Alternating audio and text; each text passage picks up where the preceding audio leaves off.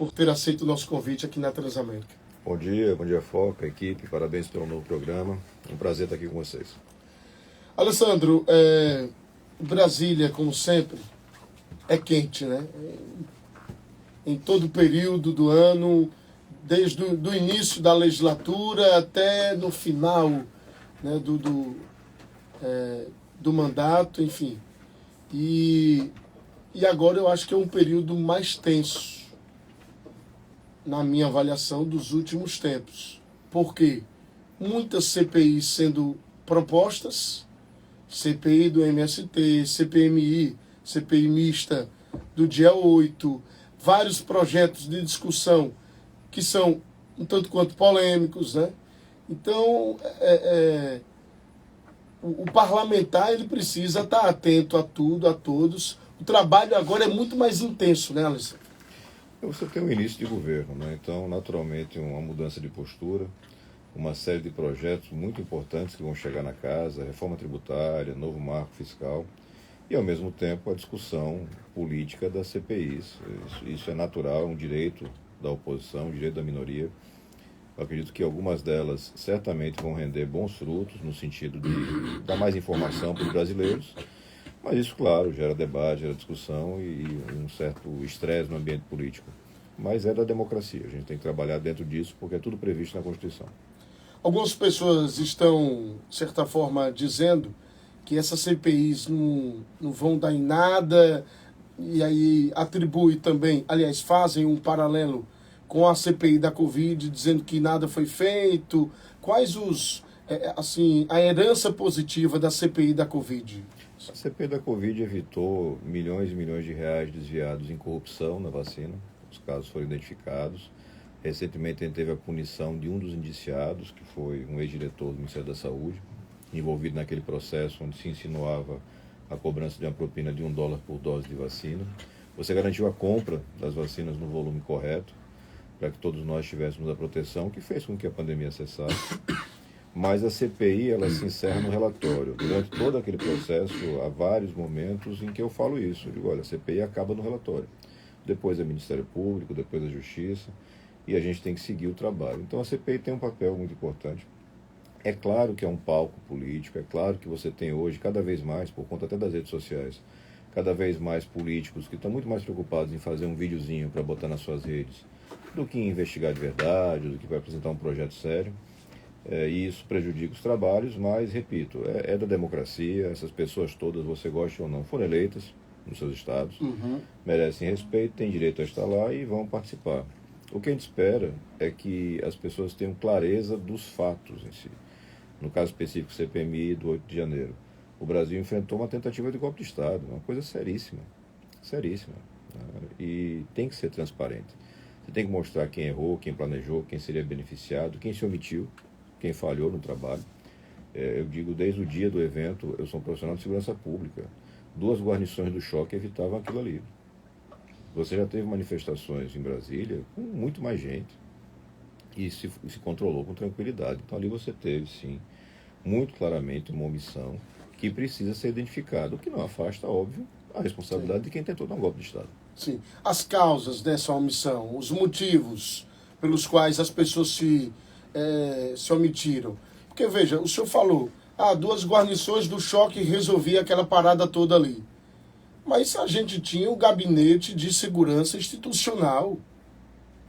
É um ministério, eu acho que é a força policial de segurança mais forte do país, e não evitou. Não. Na verdade não, Foca. Não é uma força de segurança o GSI. O GSI é uma unidade muito mais burocrática do que de força.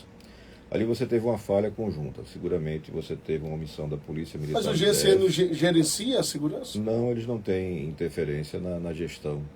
Você tinha um plano de segurança estabelecido que foi alterado na manhã do sábado, unilateralmente pela Secretaria de Segurança do DF. Então esse é um problema muito sério, está sendo objeto de investigação na Justiça e na CPI do Distrito Federal. Existe uma CPI em andamento já, se não me engano, há mais de 60 dias.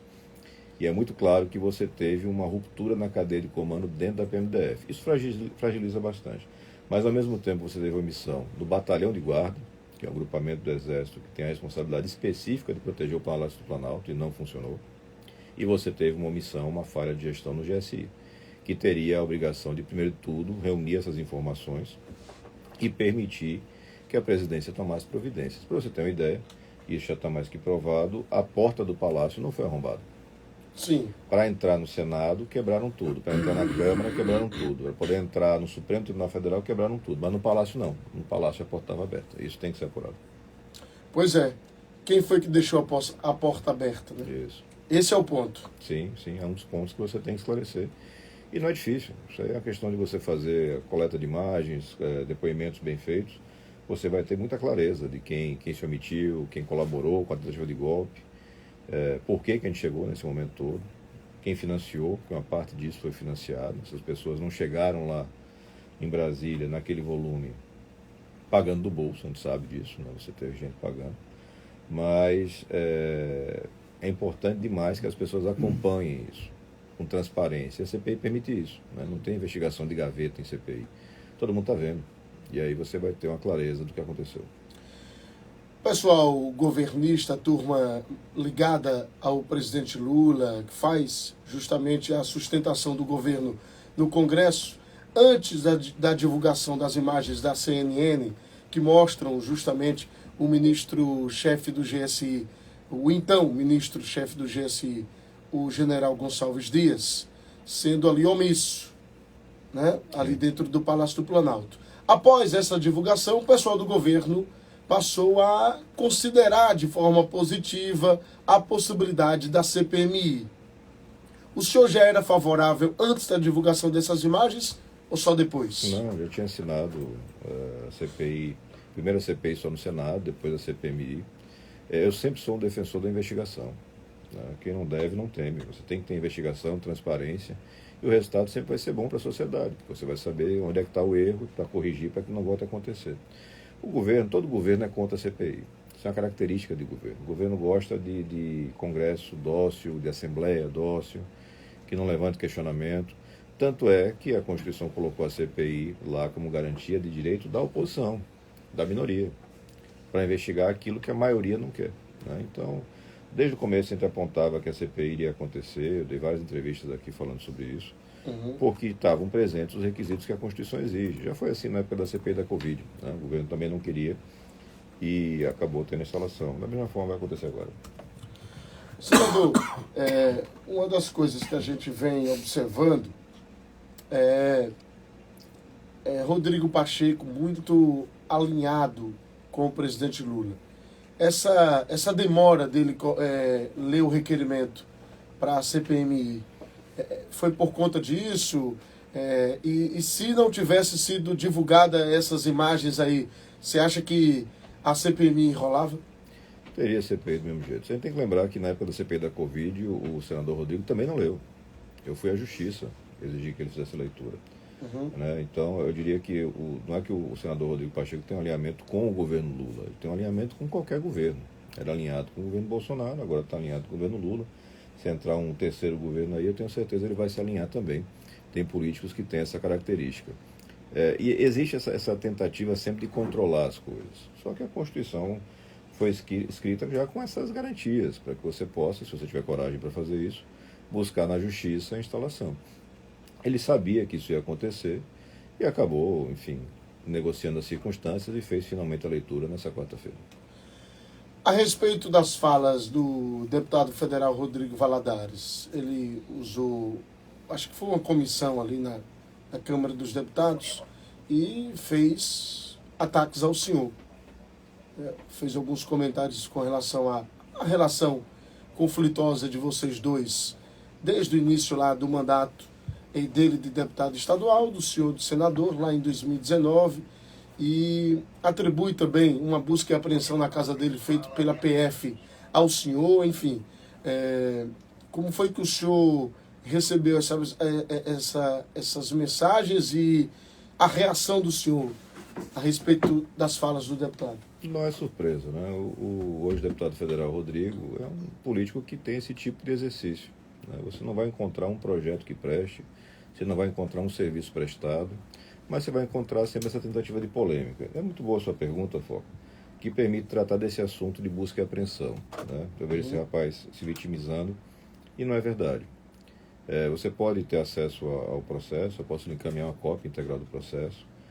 O que aconteceu lá atrás, se não me engano foi em 2019, alguém criou um site falso no exterior, colocou nesse site falso uma entrevista totalmente inventada minha, nunca tinha dado aquela entrevista, imitando um site sergipano, e através de Qual telefones... site, sergipano? Era do jornalista Igor Trindade, eu não me recordo agora o nome do site, acho que até existe até hoje, inclusive. E através disso daí, enfim, fez um ataque com notícias falsas, uma entrevista totalmente falsa. Eu fiz a denúncia à Polícia Federal, mas não indiquei nome de ninguém. E a Polícia Federal fez todo um trabalho de investigação, e você vai ver nos documentos, e quem chega a Rodrigo Valadares não é Alessandro, não, é a Polícia Federal, porque identificou que as mensagens falsas foram divulgadas através do Wi-Fi da casa dele. Um chip de telefone roubado, habilitado e utilizado através da rede Wi-Fi da casa do hoje deputado federal. E aí, deu em que essas investigações? Isso foi paralisado no Tribunal Regional em Recife com alegação de imunidade parlamentar. Eu nunca vi imunidade parlamentar para usar chip roubado, mas se os desembargadores entenderam assim, eu não tenho porquê, eu nunca me preocupei com essa questão. A minha preocupação é com a mentira. Né? Gente que vive de mentira sempre vai bater numa parede quando você defende a verdade. Mas mente mais do que respira. Isso aí todo mundo sabe. Então o rapaz se elegeu primeiro botando o bonezinho do MST, depois virou bolsonarista. MST? MST. Pode marcar no relógio, daqui a pouco ele vira de novo outra coisa. O que for mais oportuno para ganhar a eleição. Mas o que interessa é que o eleitor, no final das contas, primeiro, tem acesso à verdade. Então, com relação a essa questão de operação policial, é muito claro, isso está documentado. Eu nunca fiz nenhuma denúncia contra esse rapaz. Nunca fiz. Fiz a denúncia contra alguém, que eu não sabia quem era, tinha inventado, se deu o trabalho de fazer um site no exterior, armazenar os dados num servidor oculto, criar e-mail nos Estados Unidos. Foi toda uma articulação feita para fazer isso daí. E a Polícia Federal, através da investigação, chegou na casa desse rapaz. Qual era o teor dessa matéria na época? Era uma entrevista falsa que fazia ataques, salvo engano, ao presidente Bolsonaro na época. Já era uma preocupação muito grande, porque essa turma tem muito medo de disputa política e ficam tentando reservar nichos de desinformação. E se assustaram com a eleição do senhor, essa que é a verdade. Claro, né? claro. A gente sabe das vinculações dele com setores da esquerda e ele se presta a esse tipo de serviço. Setores da esquerda? Sempre foi. Quem? Rodrigo? O Rodrigo sempre foi vinculado a setores da esquerda, todo mundo sabe. Da esquerda sergipana, inclusive? Da esquerda sergipana, inclusive. Quem? O senhor pode dar nomes? É só puxar o histórico dele e os apoios que ele teve nas eleições que você chega lá, não é difícil. O senhor acha que ele é próximo, nos bastidores, ao senador Rogério Carvalho? Você tem uma vinculação antiga entre os dois, né? Não vou dizer que isso está acontecendo hoje, não tenho acompanhado a vida dessas figuras. Eu tenho muita coisa para fazer no trabalho. Mas é um cidadão que tem toda uma trajetória, que é essencialmente essa, né? De desinformação, mentira, e de tentar oportunidades para aparecer e estar aproveitando essa, de um debate importante, que é a regulação de redes sociais, plataformas digitais. É uma discussão que o mundo inteiro está fazendo. Essa semana, você pode verificar, essa semana a União Europeia baixou um novo pacote legislativo, que é muito parecido com aquele que a gente apresentou lá em 2019, e que cuida justamente da responsabilidade das plataformas. As plataformas ganham muito dinheiro com o tráfego, com a circulação de mentira, discurso de ódio, desinformação, e eles têm que ser responsabilizados. Sim. Mas hoje em dia, senador, e aí a gente já vai entrar no PL Fake News, né? Regulação das redes sociais, hoje em dia já não tem mecanismos na justiça, né, para justamente responsabilizar quem difama, quem calunia, quem, de certa forma, atinge a moral, a honra de alguém? Não, na verdade não, Foca, porque você tem ferramentas como as contas falsas, você tem o uso de redes de robôs para dar alcance. Lá no passado, se a gente for falar assim, há 10 anos atrás, por exemplo, quando alguém fazia uma ofensa, lá na cidade de Itabaiana, por exemplo, na rádio, isso ficava ali limitado àquela região. Hoje, com a articulação de redes, você transforma isso numa mensagem global, muito rapidamente. E o dano é causado, ele é difícil de reparação. E destrói totalmente a reputação. A gente sabe que a verdade sempre repercute menos que a mentira. Né? O que engaja as pessoas é a polêmica, a violência, a disputa, a radicalização. É isso que chama a atenção. E a verdade, muitas vezes, ela chega de uma forma tranquila, serena, e ela não chama esse mesmo tipo de foco de atenção. Então é necessário, sim, você ter uma regulamentação diferente. Porque a gente tem que lembrar, dando um passo atrás, quando começa a internet, aqui e no mundo todo, você tem, na verdade, um passe livre para as empresas, né? A responsabilidade é apenas do provedor, do criador de conteúdo. Sim. A empresa não tem responsabilidade nenhuma. Só que hoje todos nós já sabemos que as coisas não funcionam assim. Na verdade, as empresas é quem escolhe, são quem escolhe quem vai ter acesso ou não ao seu conteúdo. Os indicadores de recomendação, o algoritmo de cada plataforma, tudo isso faz um direcionamento. Isso tem que ser regulado. É muito importante observar um ponto que os mentirosos, né, os desinformadores, sempre tentam esconder. Não tem uma vírgula no texto da lei aprovada pelo Senado que fale de conteúdo. Não tem uma vírgula no texto aprovado pelo Senado que fale em restrição a trecho da Bíblia, por exemplo. Eu tive deputado mentindo, dizendo que o projeto de lei proibia a divulgação de trecho da Bíblia. Então, até mesmo o próprio Rodrigo falou aqui. Ele deu um exemplo dizendo, por exemplo, o pastor, ele é contra o casamento de pessoas do mesmo sexo. Ele leu lá, eu acho que em Deuteronômio, um dos livros do propedêutico. Aliás, esqueci, perdão. É propedêutico não. Propedêutico é um seminário menor. Mas ele leu lá no Deuteronômio, o 5º livro lá da Bíblia. Tá lá, Deus abomina casamento, enfim, homem com homem, mulher com mulher, enfim. O pastor colocando essa opinião dele, essa visão até mesmo religiosa, ele pode ser restringido, não? O texto da lei é claríssimo. Tem um artigo que fala com absoluta clareza que não se aplica esse tipo de situação. Não se aplica a fala religiosa, não se aplica a paródia, ao texto de humor. É tudo muito claro no texto da lei. Eu tive ontem uma conversa muito boa com as lideranças da bancada evangélica verdadeira, né? A bancada evangélica verdadeira, as pessoas que efetivamente militam. Conversei com o deputado Cezinha de Madureira, por exemplo. Eles estão muito tranquilos porque eles entendem que o texto atende perfeitamente. E o relator, o deputado Orlando Silva, fez uma nova inclusão para deixar ainda mais claro que não se aplica a discurso religioso. Uhum. O problema todo são as ferramentas de desinformação. A gente fala isso já tem 3 anos. As ferramentas que se usa para desinformar. A liberdade individual de discurso, ela permanece. Inclusive para cometer crime. Porque você está citando um caso que não é crime, a pessoa está fazendo discurso religioso. Mas digamos que Foca acordou hoje e quer falar mal, ou quer ofender alguém e cometer um crime. Permanece essa liberdade. Você vai ser responsabilizado por isso na justiça, que é a seara para responsabilização. O que você não vai ter à disposição? As ferramentas para fazer isso avançar de forma artificial. Sim. A Contas falsas, conta falsa, robôs, publicidade oculta. Porque hoje a dona Maria recebe a mensagem lá no seu telefone e ela não sabe que aquilo ali é um robô, ela não sabe que aquilo ali foi pago, ela não sabe nada, ela pensa que é um ser humano que está conversando com ela.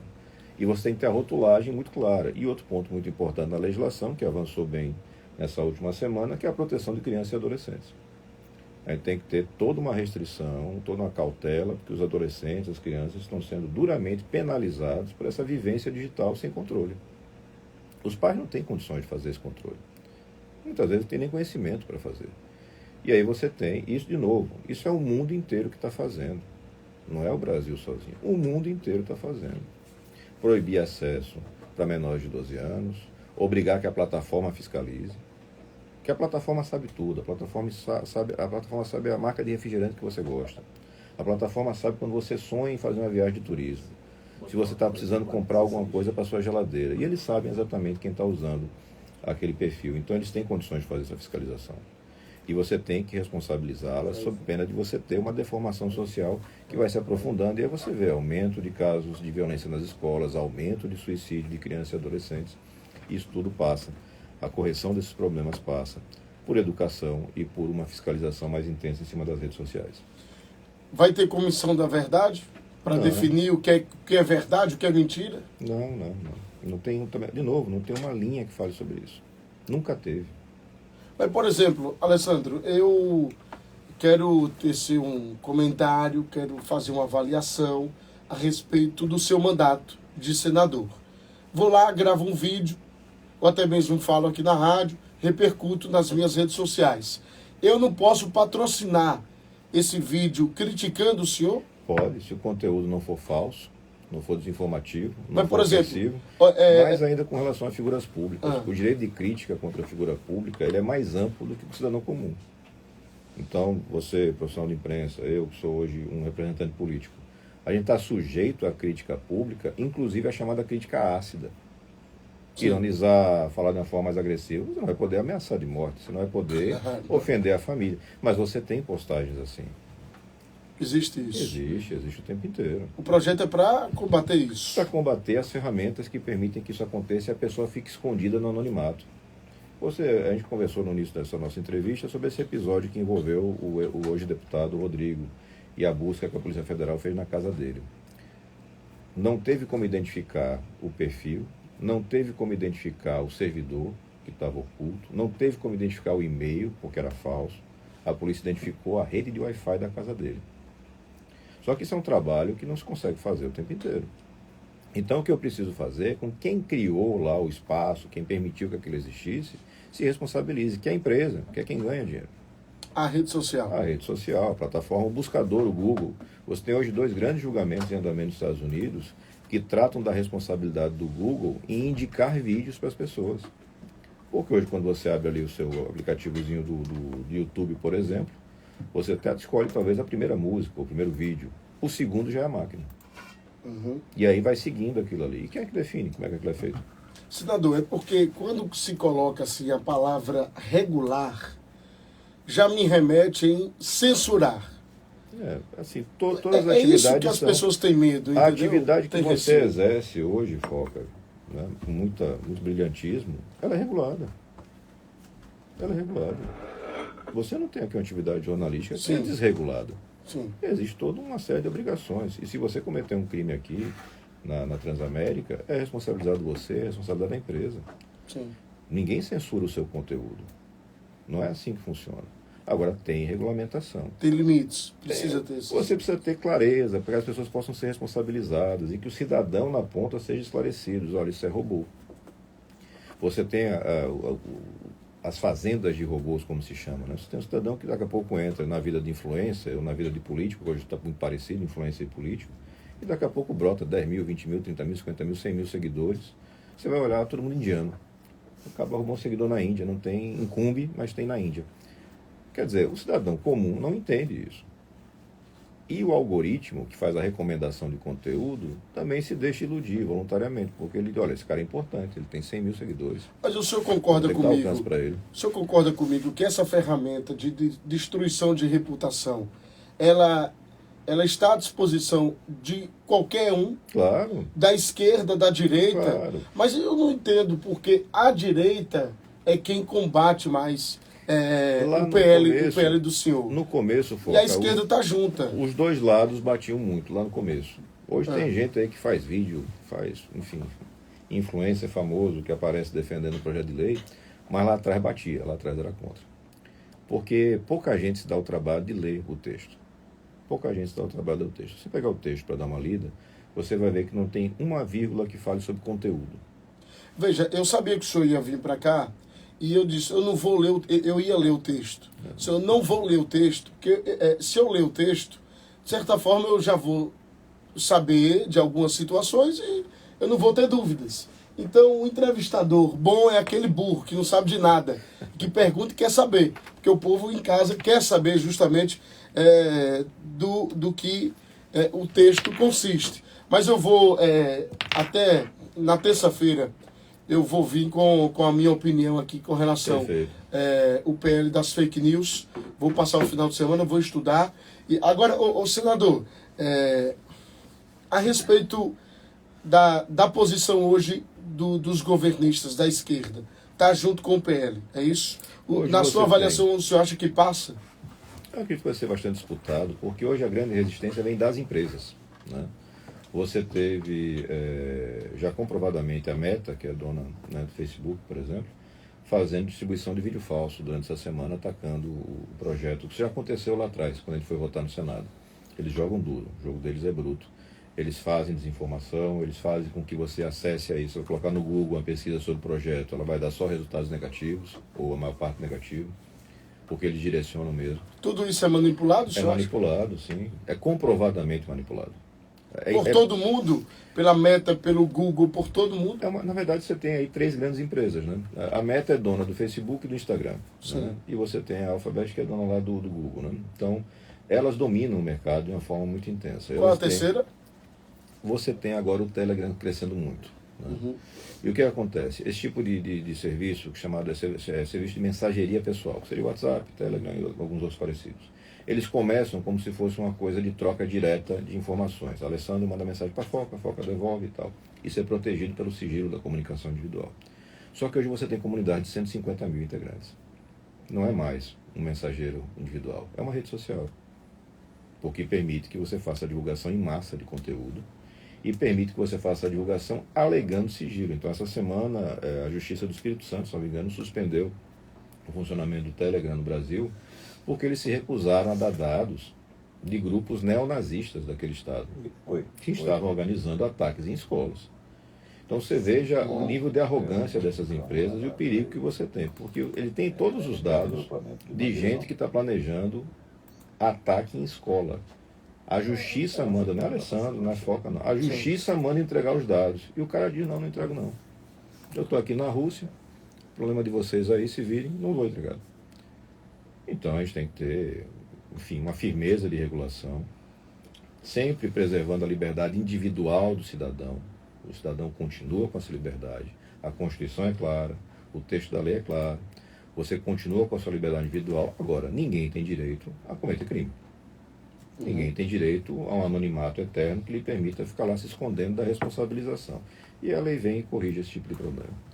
Você pode participar dessa entrevista com o senador Alessandro através do nosso WhatsApp 996 11 90 50, 996 11 90 50. Tem um povo no ar? Põe aí, Isaac.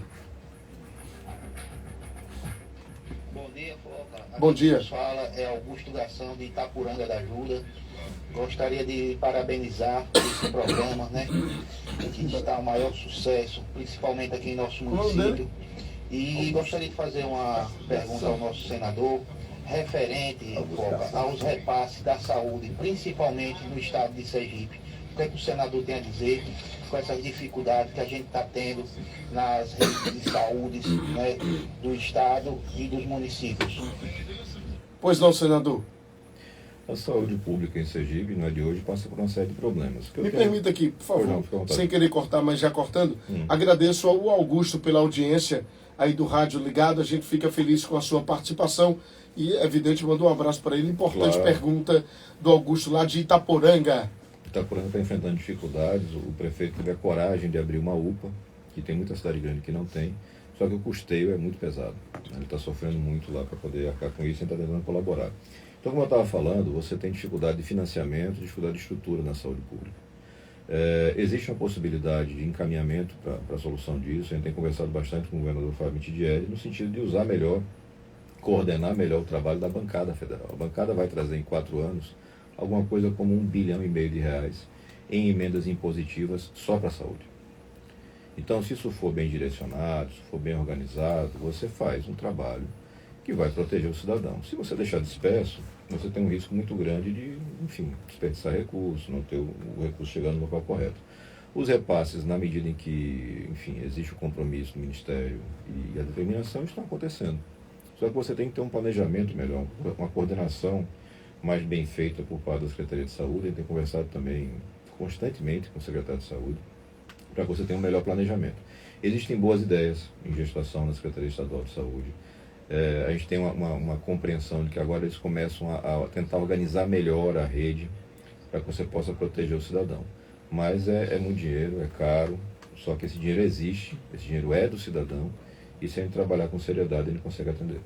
O senhor faz parte de uma comissão que propõe um projeto de lei para facilitar o pagamento do FIES. Sim. Como é essa facilitação? A gente cria um sistema, isso é baseado numa pesquisa feita por um economista premiado, Prêmio Nobel de Economia, salvo engano, 2001, e já está em andamento em alguns países, né, especialmente Austrália, Nova Zelândia.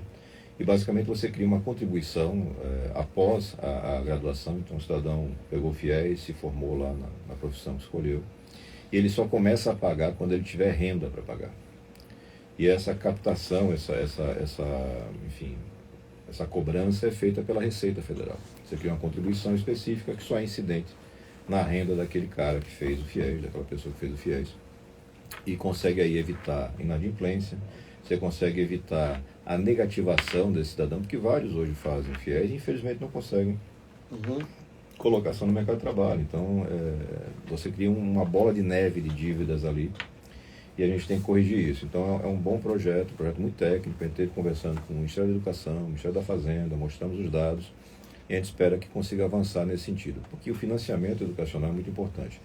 É importante para o nível superior, mas também para o nível de ensino técnico. O Brasil precisa avançar no ensino técnico, porque, comparando com dados da Europa, por exemplo, a gente tem um percentual mínimo. E com o ensino técnico, você garante um emprego de qualidade para o cidadão. Então, a gente tem que avançar nisso. Acho que é um projeto que atende uma lacuna que nós tínhamos de muito tempo, num programa que é fundamental. Sim.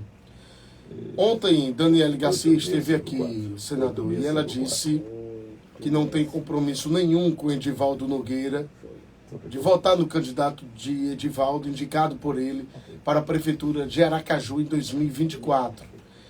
E Fábio já deu declarações dizendo que a discussão vai partir de Edivaldo, na indicação desse nome. Não sei se a indicação de Edivaldo vai ser o nome do agrupamento liderado por Fábio.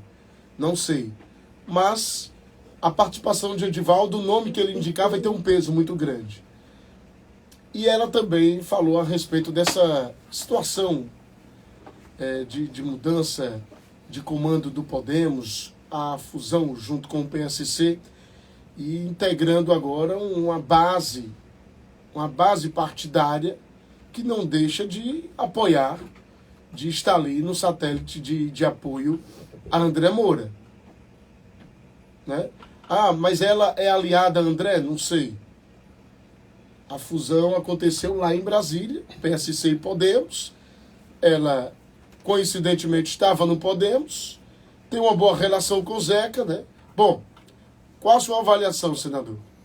Veja, a eleição ainda está distante, é absolutamente natural e que aqueles políticos que hoje estão mais alinhados com o grupo governista participem desse debate, que será liderado naturalmente pelo governador do estado e pelo prefeito, mas isso não vincula ninguém a escolhas. Né? Então, acho que está muito cedo para esse tipo de debate e ninguém precisa bater na mesa e fingir autoridade para se posicionar. Você tem seus momentos para fazer isso, né? E eles vão chegar. E com relação à atuação política do ex-deputado André Moura, eu particularmente não faço política com o André. Né? Tenho todo respeito, um cara muito trabalhador, mas a forma como ele vê, a forma como ele faz política não é compatível com a forma como eu vejo e faço política. Então não existe nenhuma possibilidade de integração nesse sentido. Com todo respeito, tenho muito respeito pela deputada Iana, que vem fazendo um trabalho muito bonito, começando muito bem a caminhada de representação sergipana, mas é preciso separar as coisas com clareza. Né? Eu acho que o eleitor merece ter essa informação muito objetiva. Então eu não faço política com André Moura. Nada impede que ele esteja apoiando o mesmo candidato que eu venho apoiar em algum momento, mas a hipótese de ele estar no mesmo partido, a hipótese de ele estar no mesmo grupo não existe.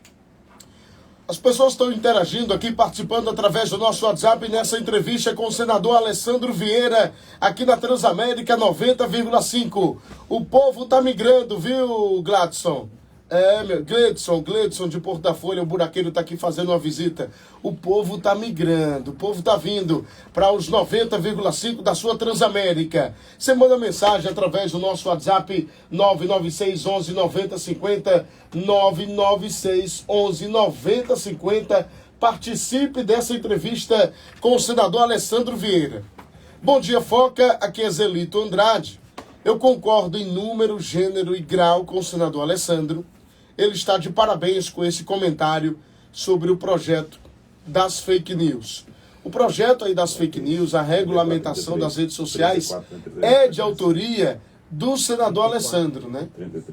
É de autoria do senhor, só para deixar claro, porque a discussão, eu estava falando aqui antes de ontem, aliás, perdão, antes de ontem não, acho que foi na terça-feira que Rodrigo Valadares veio, e vocês estão protagonizando as discussões lá em Brasília. Temos um senador sergipano, sempre protagonista ali dos assuntos mais polêmicos, de maior interesse da população. E o Rodrigo Valadares tem se mostrado agora nesse início de mandato ativo, né, na sua função ali, na sua posição política, tem se destacado também. Então é importante até para a política sergipana, né, ter dois nomes, assim, dois não, mas temos mais nomes, o próprio Rogério Carvalho, a Iandra Moura, enfim. Mas as pessoas estão interagindo, tem áudio aí, meu querido Isaac Lima, mas antes dos áudios, tem uma outra mensagem aqui de texto dizendo o seguinte: bom dia, senador, bom dia, Foca, parabéns pela entrevista, sempre correto e combatendo com muito brilhantismo as fake news, coisa que os mentirosos não conseguem entender. A Mariana Andrade, da 13 de julho. Agradecer pelo comentário. Eu acho que assim, eu entendo esse jogo baixo de mentira para tentar gerar engajamento, de chamar atenção, mas acho que no final do dia o que fica de pé é o trabalho de verdade, né? O que você fez de verdade em termos de projeto legislativo, em termos de entregas para o seu estado, em termos de emendas, em termos de fiscalização. E teve agora a notícia essa semana, Foca, interessante, 189 milhões de reais que a gente conseguiu preservar do orçamento público, aquela fraude gigantesca que tinha na venda de kits de robótica, especialmente aqui em Pernambuco e Alagoas. 189 milhões de reais que a gente preservou do dinheiro público, porque a gente teve coragem de ir atrás disso, denunciar. Somando esse 189, a gente já passa da casa dos 3 bilhões de reais que a gente conseguiu em 4 anos preservar do patrimônio público. Então isso é trabalho de verdade. A mentira se perde no tempo. O Marcos de Socorro colocou aqui uma pergunta para o senhor. Foca, pergunte ao senador Alessandro o que pode ser feito para as operadoras de celular e outros aí, enfim, outras, não entendi o outros aqui dele, pararem de estar ligando para as pessoas constantemente. Acho que isso...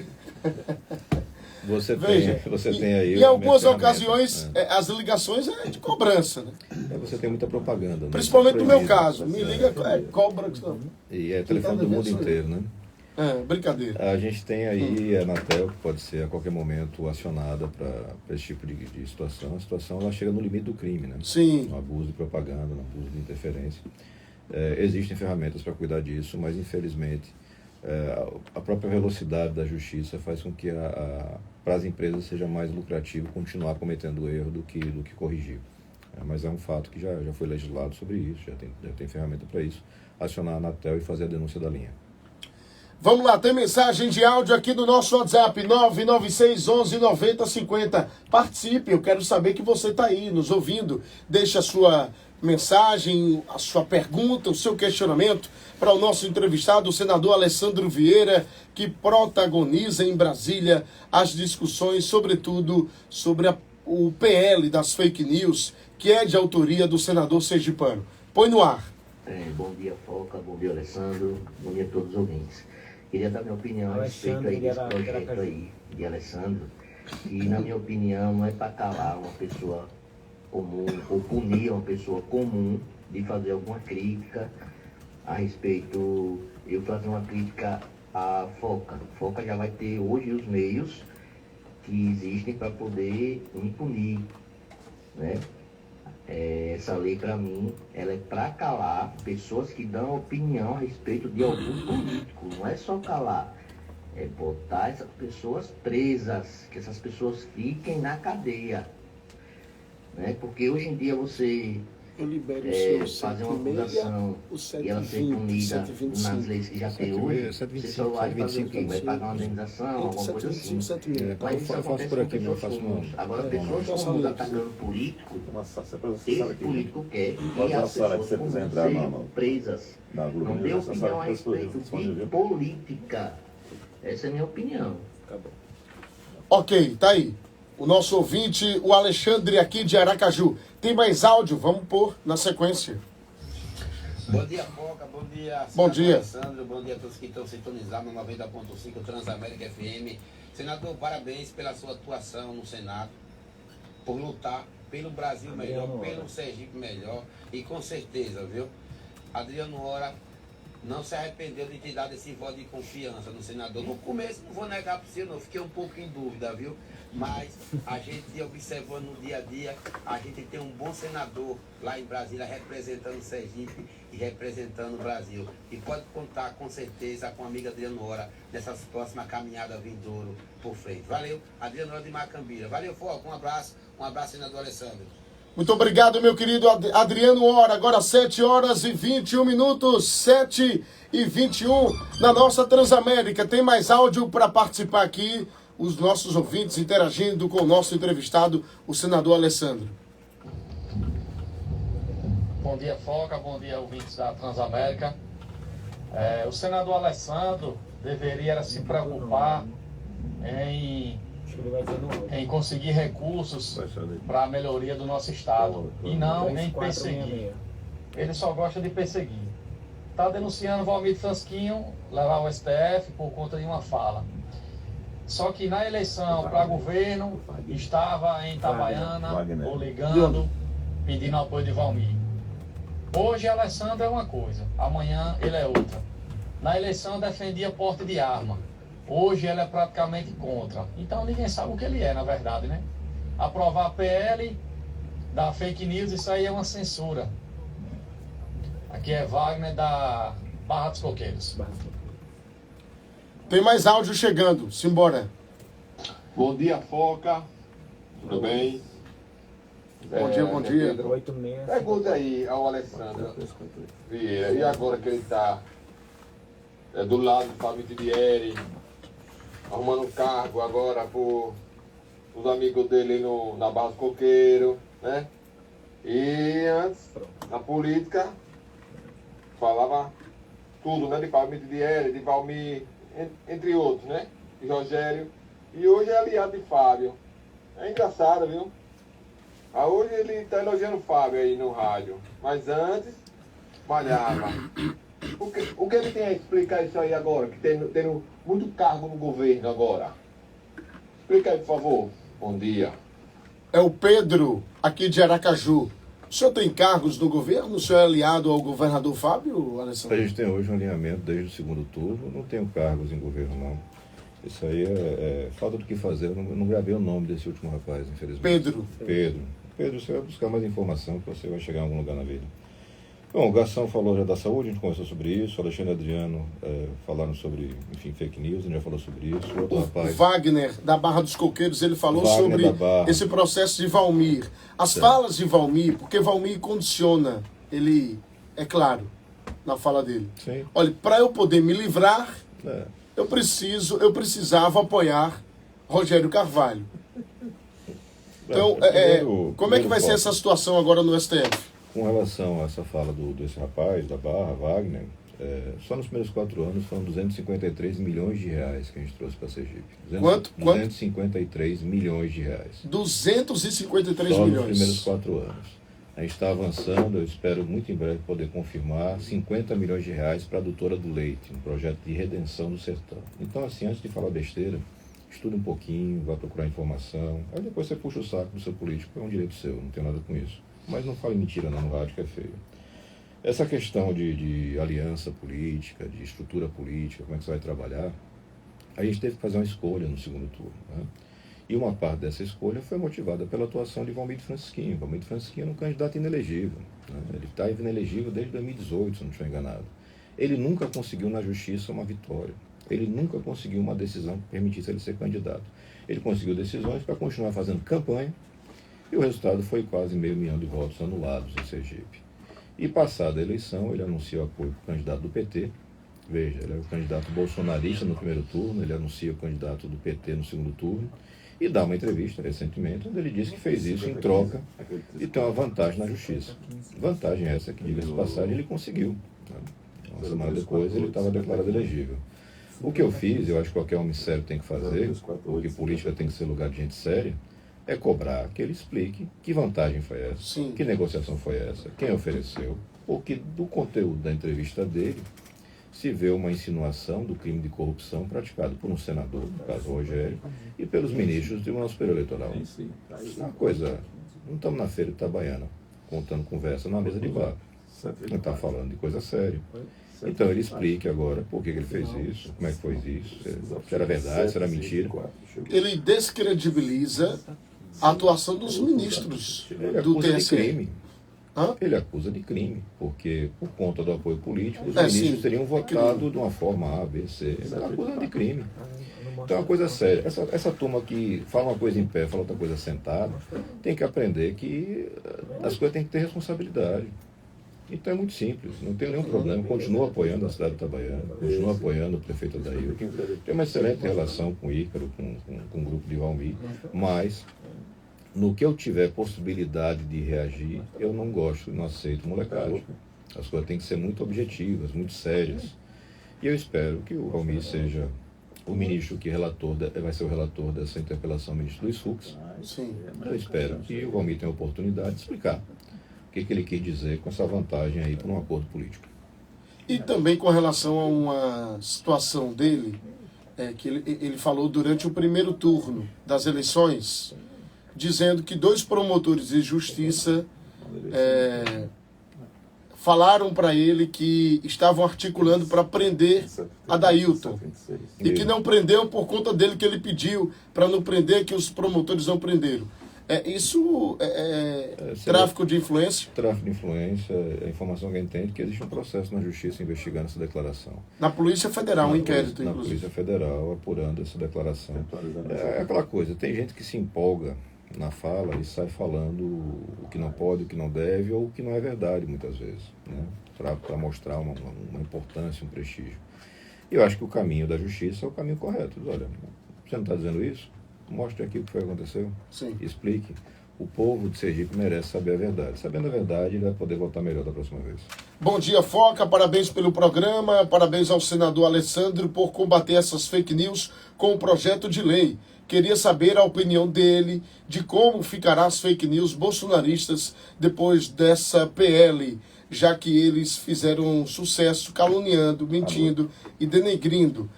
Carlos Jackson, aqui de Aracaju. Eu acho, Foca, que você foi muito feliz quando você registrou que a mentira, a fake news, o crime, ele não é de esquerda, nem de direita. Qualquer um dos lados pode contratar uma ferramenta criminosa, está disposto a ter dinheiro, Sim. Você vai ter as ferramentas. E Mentiras do PT, mentiras da direita, de qualquer Bolsonaro. lado, de qualquer lado. Isso aí.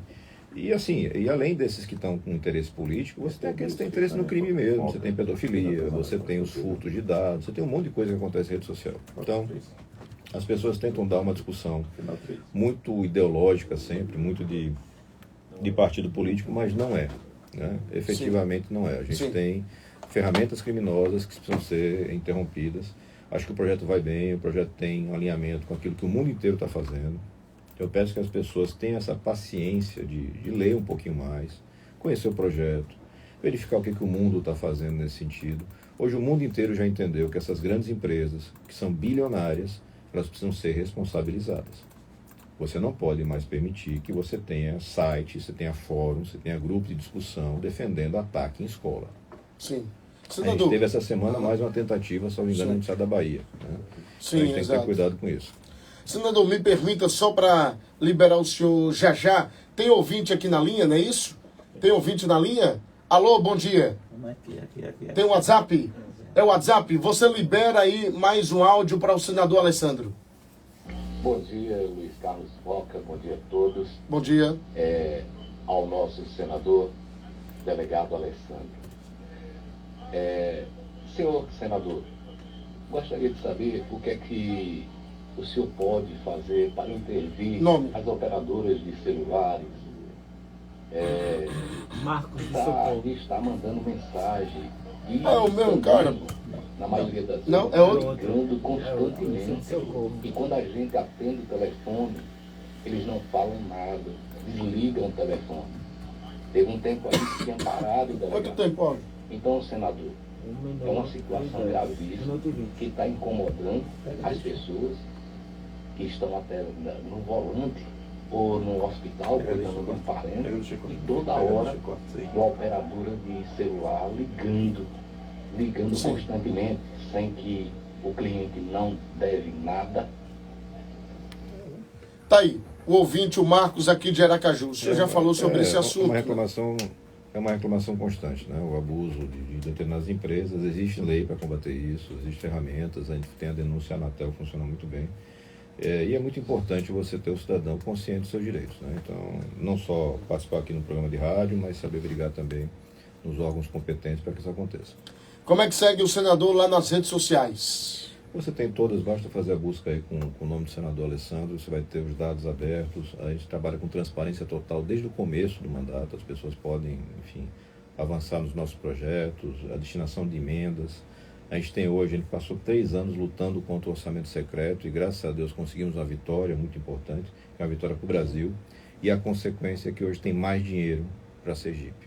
Muito mais dinheiro do que tinha no passado, porque o orçamento secreto desviava esse recurso todo. RP9, isso não é? O famoso RP9. RP9. Tem muita gente aí que está pendurada nesse RP9 e a justiça ainda vai chegar com fé em Deus e vai cobrar a fatura. Sim. O que nós temos que ter clareza, existe dinheiro nos cofres públicos para poder atender os nossos problemas. Se o cidadão aprender a cobrar, aprender a fiscalizar, a gente vai ter o resultado que a gente quer. Mais saúde, mais educação, mais segurança e o desenvolvimento do Estado. Está na nossa mão, é trabalhar. Ok, senador, muito obrigado pela sua presença. Disponha sempre, a primeira de muitas aqui na Transamérica. E quando o senhor voltar, a gente vai abrir mais esse espaço para a gente falar sobre Sergipe, os recursos e todo o trabalho do senhor aqui no estado, tá? Forte abraço. Maravilha, obrigado pelo espaço, um abraço para todos. Ok, tá aí o senador Alessandro Vieira, o nosso entrevistado de hoje aqui na Transamérica. Informação sem